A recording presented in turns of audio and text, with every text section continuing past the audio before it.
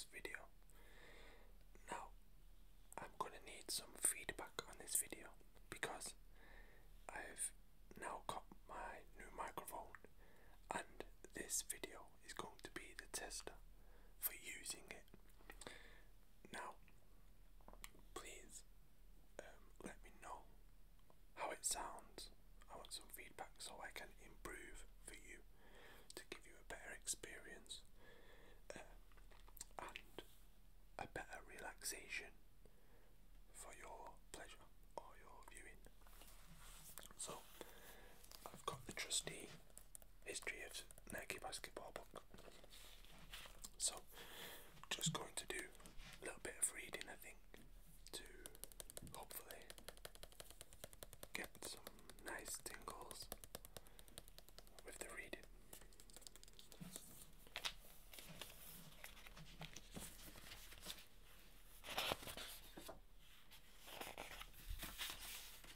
Sole Provider, 30 Years of Nike Basketball.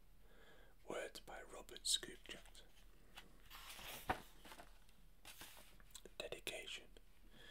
We dedicate this to all that love the game, to every court idealist, to every playground legend, to every ball player who ever laced up a pair of kicks, to every kid on the streets who had a story to tell about their first pair of basketball shoes. We thank you. You've inspired us. Props for giving the book the air it needed to come to life, from the bottom of our hearts to the soles of our feet. Much love.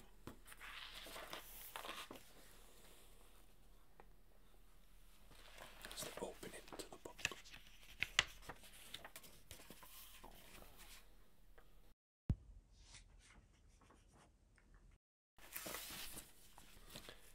I'll now read the introduction, and it's quite long, so bear with me. Introduction. Basketball. For everything it represents is unlikely any sport in America. So contemporary yet so hood, so urban yet so rural, so yet so complex, so hurtful yet so truthful, so contagious. For 30 years, a large part of the game's life has vicariously lived through not just the sport, but the culture of sport. Through the shoes, the players, the commercials, through the drama, the icons, the history, through it all, a presence developed, a presence unparalleled, unmatched, unheard of, and unseen by anyone.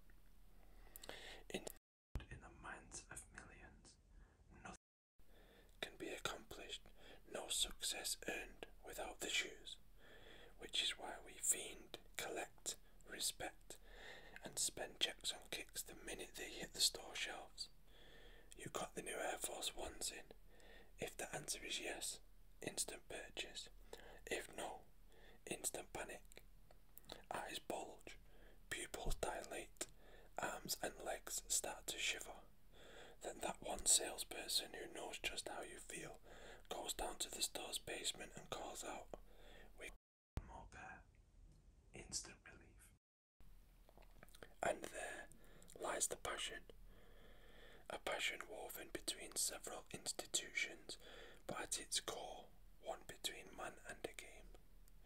Not a soccer-type passion that exists on the international level. It's not called soccer, it's called football. One that is deeper, because an additional one that soccer fans can't even claim is involved. Shoes. The love for the shoes and the athletes attached to them cannot be found anywhere in the world, except for in the game of basketball, and in the shoes the game is played in. It is a truly unique, special, and endearing relationship. One that, if scientifically studied, would come up answerless, and because there are no answers or explanations, no questions shall be asked, just appreciation. The relationship deserves at least that. What lies ahead on these pages is not really about shoes. It's more about the life the shoes have led, the places they've been, the stories they've never shared, the feet they've been on, superstars that have bared their names, the they've set, the hearts they've broken, the future they will embrace. It's also about the advertising and how the central nucleus in this subculture is not solely about the shoes, but about the marketing of them, about how the shoes themselves became famous, larger than life. There are many that could have written this book, but the honour came here. It fell into my lap, found its way to my desk, discovered me the same way someone discovered Barkley in a small-ass town in Alabama. After doing slam, hoop, inside stuff and kicks for so many years, it only seemed fitting that this journey be taken, documented, written and exposed. Game still recognises game. Sole Provider will remind you of just how deep the roots of the shoes are in making basketball more than just a sport.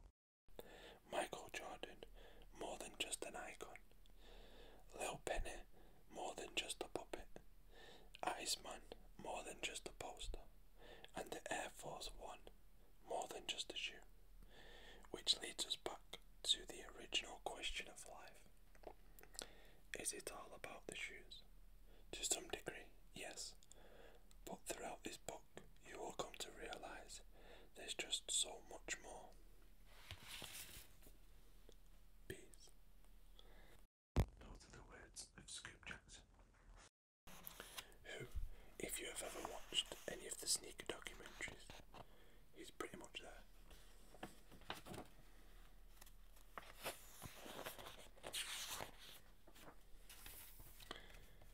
So first we go to where it all started.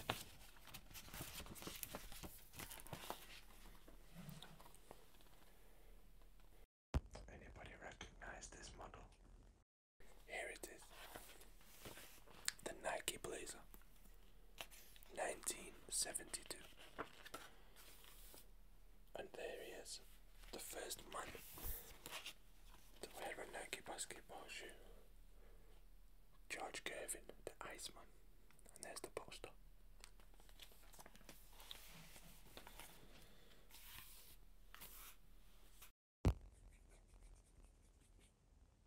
The swoosh made you look, made you notice. That was the idea. The master plan, like a woman's skirt, long enough to be respectful, but short enough to make men look twice. That was the theory with the blazer.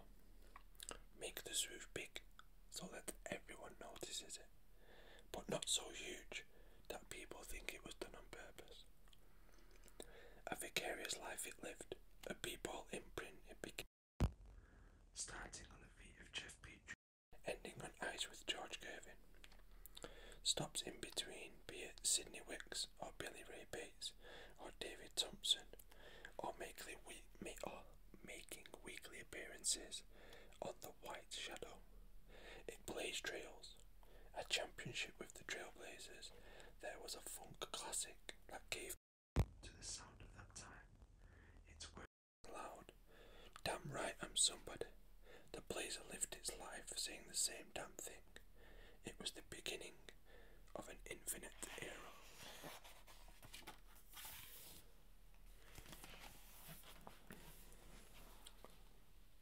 Here you can see the World Be Free poster, the Trailblazers bench poster, 1976, Dennis Johnson and Gus Williams of the Supersonics in 1979, and the Darrell Griffith poster, 1980, all featuring the Nike Blazers with the big swoosh. And here, in 1982, you can see the Paul Westphal poster, Going Home. The 70s stars Darrell Griffith and Paul Westphal carried the popularity of the Blazer well into the 80s.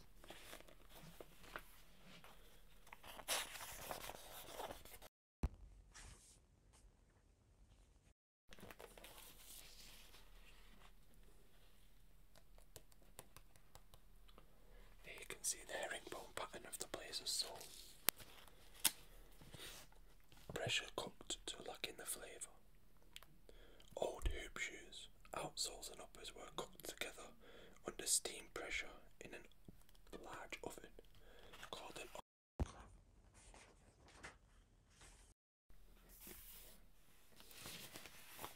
Next came the brewing. Very similar to the blazer, however. The brewing, it had sole, white, and rubber. The sole was different. Lines. Groover, they used to bake the shoes in ovens to get them made. It was called autoclave production. It began the beginning of the post-Chuck Taylor movement. Anybody who knows Chuck Taylor? The Converse All-Star. Was that 70s shoe? One that defined an epoch. The move from high canvas to low suede. The variety of colours. Psychedelica. One nation under a shoe. The peace, love and soul of the brewing was felt everywhere it made appearances. From Westwood to Harlem, NBA to the ABA, the brewing soccer room. It was like getting 5 on the Blackfoot side. You don't get it, do you?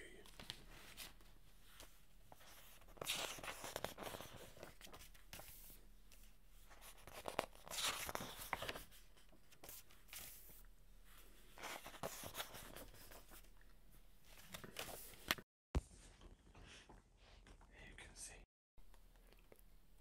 Moses Malone poster with the high socks and the short shorts. And if anybody watches current basketball, the short shorts are back in, I see.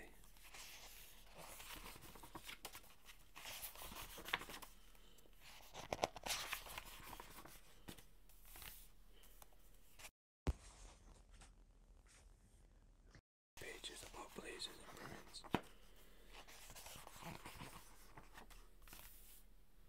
And there's pages about the dynasty, which came next in 1981.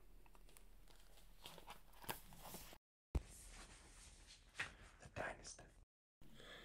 Give the player room to breathe. Feet get hot, you know. Swell up on you, especially in 90-degree heat.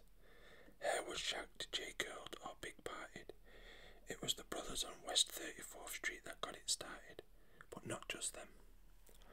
The brothers on Venice Beach, the ones at Cole Park, they helped kickstart it too. All over America, the outside game was expanding, growing. It had everyone nationwide hypnotised and big-eyed at what was being displayed on the courts. One-man dynasties birthed under the sun.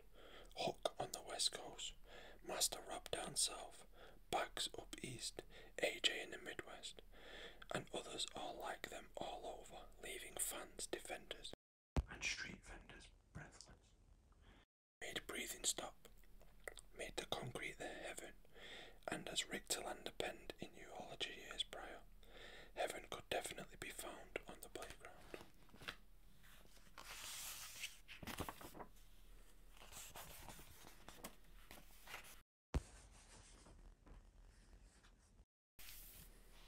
Then, 1983, along came Air.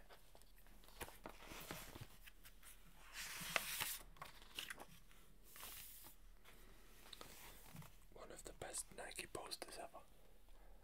The Air Force One.